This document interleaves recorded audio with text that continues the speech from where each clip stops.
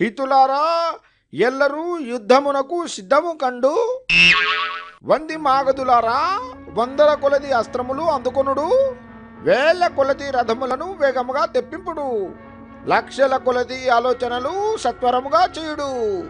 మనము సమరము ఆరంభించవలే, విజయము సాధించవలే.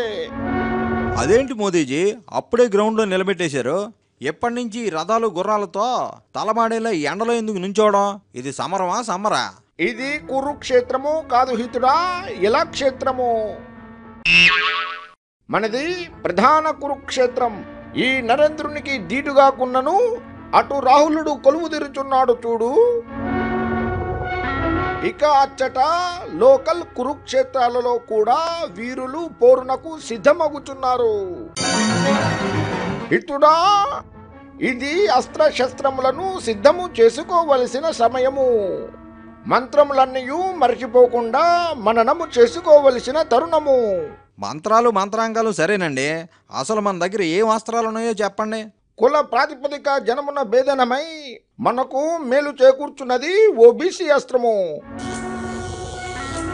అది మనకు నిశ్చయముగా గెలుపు తేనున్నది. అబ్బో, అది వీర భయంకరమై శత్రు దుర్భేద్యమైన అకాల బడ్జెట్ అస్త్రము. మనకు అఖండ విజయము చేకూర్చనున్నది. అంత బానే ఉంది కానీ ఈ అకాల బడ్జెట్ అస్త్రం ఏందండి? ఈ యుద్ధంలో రేపు గెలుస్తామో లేదో తెలీదు, పీఠం మీద మీరు ఉంటారో లేదో అసలే తెలీదు. పక్కకు పోయే టైంలో ఇంత పెద్ద బడ్జెట్ ప్రయోగం ఏంది?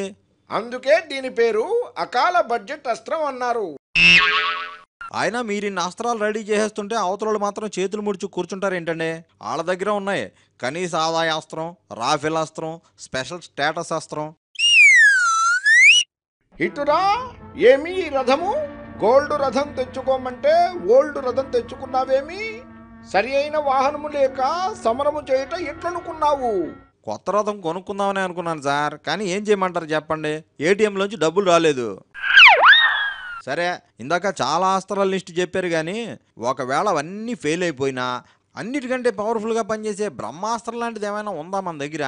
లేకేమి, అదే ఈ యుద్ధాస్త్రము. బాగుంది.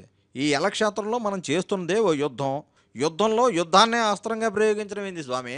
ఇటుడా పొరుగు దేశంలోని శత్రువులపై మన వీరులు చేసిన యుద్ధాన్నే ఒక అస్త్రంగా చేసినాను. మన దేశంలోని మన రాజకీయ శత్రువులపై దానినే ప్రయోగించబోచున్నాను. చూచితివా నా యుద్ధనీతి?